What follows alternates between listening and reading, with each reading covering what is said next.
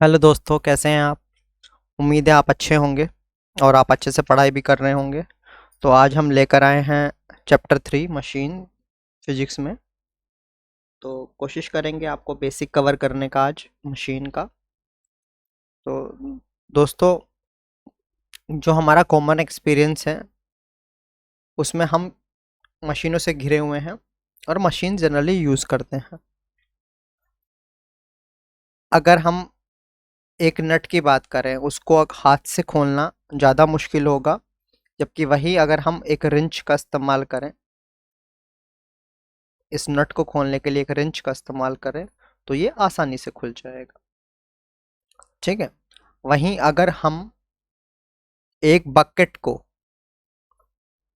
जो पानी से भरा हुआ बकेट है, अगर उसको हम डायरेक्टली एक वेल से निकालने की कोशिश करें तो वो मुश्किल है, जबकि अगर वही हम बकेट को एक पुली के हेल्प से निकालने की कोशिश करें तो वो काफ़ी इजी हमारा होगा। उसी तरह से अगर कोई ब्लॉक है, अगर हमारा कोई ब्लॉक है, अगर हम उसको एक लीवर की हेल्प से उठाने की कोशिश करें तो आसानी से हम उठा सकते हैं, जबकि अगर इसको बाई हैंड अगर हम इसे उठाने जाएं तो काफ़ी मुश्किल होगा। तो कुछ फंक्शन और उसके यूज़ देखते हैं सिंपल मशीन्स के। सो जैसा हमने हमारे यहाँ हमने लिया है, 4 तरीके से हम यहाँ देखेंगे।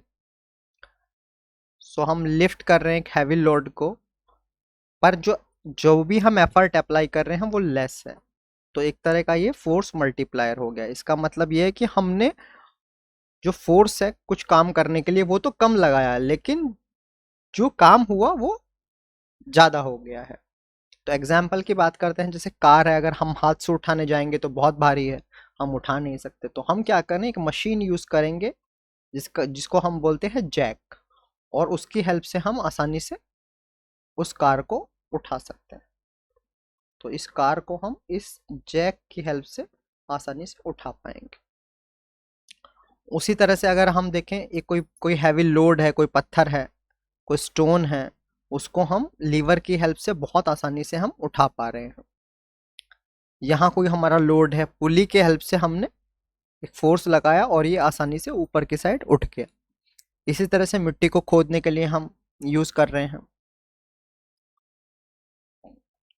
स्पेड को, तो आसानी से हम मिट्टी खोद पा रहे हैं, मिट्टी को उठाकर एक जगह से दूसरी जगह रख दे रहे हैं। तो ये एक एप्लीकेशन हुआ हमारा फोर्स का, जो हम यहाँ पे मशीन यूज़ कर रहे हैं। तो लेस फोर्स हम यूज़ कर रहे हैं और हैवी लोड को मशीन की हेल्प से हम उठा पा रहे हैं। नेक्स्ट जो एप्लीकेशन है या फंक्शन है, वो हम क्या कर रहे हैं, changing the point of application of effort to a convenient point. तो गाइस, जैसे ये एक साइकिल है, अगर ये हमें व्हील को अगर रोटेट कराना है तो एक्चुअल में तो मुझे एफर्ट यहाँ लगाना चाहिए था, लेकिन मैं एफर्ट लगा रहा हूँ पेडल पे, जो कि काफ़ी डिस्टेंट है, जो एक डिस्टेंस पे है हमारे पॉइंट ऑफ एप्लीकेशन जो हमारा हो गया। तो ये किसकी हेल्प से, चेन और पुली की हेल्प से, चेन और ये जो है इसकी हेल्प से हम कर पा रहे हैं। ठीक है। तो ये भी एक आसान हो गया। तो हमने यहाँ point of application he change कर दिया। ठीक है। तीसरा केस हम देख रहे हैं, changing the direction of effort. अगर मुझे बकेट को वेल में से उठाना है, तो एक्चुअल में अगर मैं हैंड से उठाता तो मुझे अपवर्ड डायरेक्शन में मुझे फोर्स लगाना पड़ता, लेकिन यहाँ हमने पुली लगाया तो अब एक्चुअल में जो हम डायरेक्शन यूज कर रहे हैं वो डाउनवर्ड डायरेक्शन में यूज कर रहे हैं। तो क्या फायदा हुआ, ये पुली लगने से मुझे फायदा ये हुआ कि जो मेरा जो डायरेक्शन ऑफ एफर्ट है वो मेरा चेंज हो गया। एक्चुअल में डायरेक्शन ऑफ एफर्ट अपवर्ड है, लेकिन पुली के हेल्प से हमने डायरेक्शन ऑफ एफर्ट डाउनवर्ड कर दिए। तो ये मेरा एक बेनिफिट हुआ पुली से। तो हमने change of direction of effort के लिए हमने यहाँ यूज कर लिया। तीसरा है स्पीड गेन। तो हम स्पीड का भी गेन कर सकते हैं, जैसे हमने कम एफर्ट लगाया और काफ़ी दूर तक हमने उसमें काट लिया है कपड़े को एक कैंची से, तो ये भी हमने स्पीड का हमारा गेन हुआ। ठीक है। तो हमने क्या 4 चीज़ें देखी, हमने पहला क्या देखा, हमने लेस एफर्ट लगाया, लेस एफर्ट का हमारा एक हो गया। दूसरा क्या हो गया, पॉइंट ऑफ एप्लीकेशन जो हमारा है वो हमारा चेंज हो गया, ठीक है। तीसरा हमने क्या देखा, हमने चेंज ऑफ डायरेक्शन कर दिया, change of direction of effort, direction of effort. चौथा हमने क्या किया, चौथा हमने gain of speed, gain of speed. तो ये हमारे 4 फंक्शन हमारे हो गए जो सिंपल मशीन्स के हैं। तो हम जो भी आगे चीजें देखेंगे वो सब इन्हीं से रिलेटेड होगी, ठीक है। आगे जो भी टर्मोलॉजीज देखेंगे वो सब इन्हीं को डिफाइन करेंगे। अगर हम मशीन की बात करें तो मशीन क्या हुआ, machine is a device by which we can either overcome a large resistive force, जिसको हम लोड बोलते हैं, at a some point by applying a small force और effort at a convenient point and in desired direction, or by which we can obtain a gain in a speed, ठीक है। तो दोस्तों अगर देखा जाए तो हमारा जो एप्लीकेशन, हमारा जो डेफिनेशन में चारों चीजें आ गई। पहला क्या है, स्मॉल एफर्ट, एफर्ट हमारा हमने लेस लगाया है, ठीक है। तीसरा पॉइंट कन्वीनियंट है मेरा, मतलब मुझे जहां जहां लगाना चाहता हूं वहां फोर्स लगा रहा हूं। तीसरा डायरेक्शन मैंने चेंज कर ली है, डिजायर्ड डायरेक्शन भी आ गई है। और चौथा स्पीड। यही 4 हमने अभी थोड़ी देर पहले एप्लीकेशन हमने डिस्कशन यही किया था। तो मशीन का जो हमारा बेसिकली वर्क है, एफर्ट कम करना, या फिर कन्वीनियंट पॉइंट या change of point of application of force, और डिजायर्ड डायरेक्शन में फोर्स को लगाना, या फिर स्पीड को गेन करना। तो यही मेरे 4 फायदे हैं जो मशीन यूज करने के हैं। बट यहाँ एक कैची पॉइंट है कि एक साथ फोर्स मल्टीप्लायर और स्पीड मल्टीप्लायर नहीं हो सकता। या तो हमें स्पीड मिलेगा या फिर हमारा लेस एफर्ट मिलेगा। ओके गाइस, दोनों एक साथ नहीं हो सकता। ऐसा भी नहीं हो सकता कि आपका एफर्ट भी लेस हो जाए और स्पीड भी ज्यादा हो जाए, तो ये मुश्किल काम है, ठीक है। आगे आप टर्मिनोलॉजी देखते हैं, जो टेक्निकल टर्म हमारे यूज हो रहे हैं। तो हमने हर जगह बात की, एक था हमारा लोड, दूसरा हमारा था एफर्ट, ठीक है, और एक हो गया एडवांटेज। अगर रेशियो की हम बात करें, एम ए, इसको बोलते हैं मैकेनिकल एडवांटेज। तो ये हमारा load upon effort, okay. Means इसका मतलब ये हुआ कि एक पर्टिकुलर लोड के लिए मुझे कितना एफर्ट लगाना पड़ रहा है, तो वो हमारा मैकेनिकल एडवांटेज होगा। अब इसमें भी हमारा 4, अब देखिए यहाँ हम एफर्ट लगा रहे हैं, ये एफर्ट लगा रहे हैं, और ये लोड हम उठा रहे हैं। तो यहाँ हमने 2 पुली यूज कर ली, तो हमारा एफर्ट और कम हो गया है, ठीक है।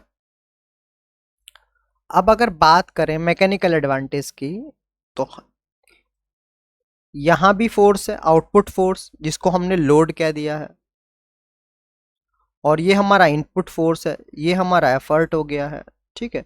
दोनों की यूनिट न्यूटन है क्योंकि दोनों फोर्स हैं, तो जो मैकेनिकल एडवांटेज है इसकी कोई यूनिट नहीं होगी, ये इंपॉर्टेंट है, ठीक है दोस्तों। तो इसकी कोई यूनिट नहीं होगी, ठीक है। ये एक रेशियो है क्योंकि, ठीक है, आउटपुट फोर्स और इनपुट फोर्स का। अब यहाँ हमारा 3 केस बनते हैं, या तो एम ए ग्रेटर देन 1 होगा। इसका मतलब क्या है, अगर इसकी बात करें,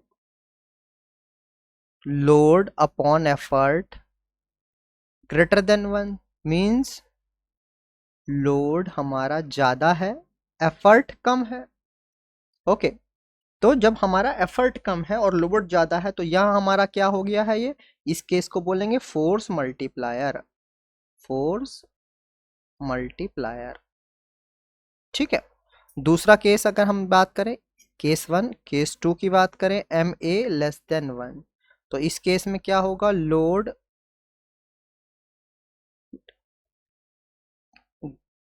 less than effort means effort हमें ज़्यादा लगाना पड़ रहा है। अगर हम एफर्ट ज़्यादा लगाएंगे तो हमारा यहाँ क्या आएगा, गेन इन स्पीड, हम गेन इन स्पीड की बात कर रहे हैं। ठीक है, तीसरा केस हमारा बनेगा ma equal to 1, means load और एफर्ट हमारा बराबर है। तो दोस्तों इस केस में हमारा क्या हो रहा है, द डायरेक्शन ऑफ, हम change the direction of effort as there is no gain in force और स्पीड। तो हमारा क्या होगा, change in direction of effort. तो चेंज इन डायरेक्शन। ठीक है, यहां हमारा ना तो स्पीड में गेन हो रहा है ना फोर्स में हमारा गेन हो रहा है। ठीक है, आगे बढ़ते हैं हम। इसी तरह से सिमिलर रेशियो है वेलोसिटी रेशियो। इसमें भी हम यहां हम लोड और एफर्ट दोनों की बात कर रहे हैं। ठीक है, तो velocity of effort upon velocity of load का ये एक रेशियो है। इसका भी कोई यूनिट नहीं होगा क्योंकि ये भी सिमिलर क्वांटिटीज का रेशियो है। जब भी कोई रेशियो सिमिलर क्वांटिटीज का होगा तो उसका कोई यूनिट नहीं होगा। ठीक है, तो अगर मैं पहले एफर्ट की बात करता हूँ, वीई क्या होगा, जो भी डिस्प्लेसमेंट है, जो भी डिस्प्लेसमेंट है उसको टाइम से डिवाइड कर देंगे, यानी एफर्ट साइड जो भी डिस्प्लेसमेंट है। ठीक है, तो एग्जांपल है हमारा एक पुली, अगर हमारा ये हो गया और ये हम फोर्स लगा रहे हैं, यहाँ मैंने फोर्स या एफर्ट लगाया है। ठीक है, और ये मेरा यहाँ लोड है। ठीक है, तो जो भी मेरा डिस्प्लेसमेंट होगा, ठीक है, किस में, एफर्ट में डिस्प्लेसमेंट। ठीक है, और उसको हम टाइम से डिवाइड करें तो ये हो गया हमारा वेलोसिटी ऑफ एफर्ट। इसी तरह से वेलोसिटी ऑफ लोड की बात करेंगे तो जो भी displacement in load divided by time. तो इन दोनों का जब मैं रेशियो निकालूंगा, V R equal to V E upon V L equal to D E upon T divided by D L upon T. तो ये मेरा आ जाएगा D E upon D L, means effort का डिस्प्लेसमेंट अपॉन लोड का displacement. तो दोस्तों यहाँ कैच ये है, अगर हम मैकेनिकल एडवांटेज की बात कर रहे हैं वहाँ लोड अपॉन एफर्ट हम कह रहे हैं, जबकि जब हम वी आर की बात कर रहे हैं यहाँ तो हमने एफर्ट अपॉन लोड कहा है। तो दोस्तों ये भी याद रखना भी बहुत ज़रूरी है कि हम सही से चीज़ें याद रख पाएँ। ठीक है, यही इंपॉर्टेंट है। एग्जाम में हम जो गलतियाँ करते हैं वो यही गलतियाँ हमसे होती हैं।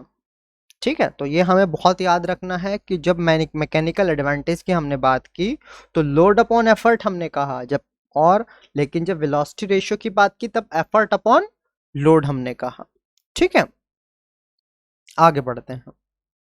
इसी तरह से जो अगला हमारा पार्ट है वो है वर्क इनपुट का। ठीक है, तो वर्क इनपुट क्या है, जो भी हमने एफर्ट के दोबारा जो भी वर्क किया है, जो भी हमने वर्क किया है, वर्क डन बाय एफर्ट, तो ये हमारा कहलाएगा वर्क इनपुट। क्यों कहलाएगा, क्योंकि हम जो एफर्ट लगा रहे हैं वही तो इनपुट है वर्क का। इसी तरह से आउटपुट क्या मिलेगा कि हमारा लोड उठा है कि नहीं उठा है। ठीक है, तो इसी तरह से अगर वर्क आउटपुट की बात करें, तो वर्क आउटपुट क्या हो गया, work done on the load. ठीक है, ऑन द लोड, तो लोड पर ही तो हम कोई काम कर रहे हैं। ठीक है, तो इसी तरह से टर्मिनोलॉजी हमें थोड़ा याद रखना है। अब इसी के बाद आती है एफिशिएंसी। ठीक है दोस्तों, तो एफिशिएंसी क्या है, efficiency of a machine is ratio of the work done on a load by the machine to the work done by the machine, work done on the machine by the effort. ठीक है, तो अगर हम बात करें, जैसे example हम कोई ले रहे हैं, जैसे ये एग्जांपल ले रहे हैं, अगर इसकी बात हम करें तो ये एक मशीन है हमारा। ठीक है, तो एफर्ट्स ने जो आप एफर्ट लगा रहे हो, ये एफर्ट हो गया और ये लोड हो गया आपका।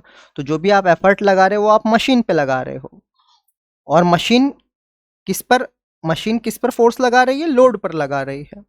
ठीक है, तो इसीलिए हमारा यहाँ डेफिनेशन में यही कह रहा है, रेशियो है वर्क डन ऑन लोड, जो भी लोड पर हमारा काम किया जा रहा है वो।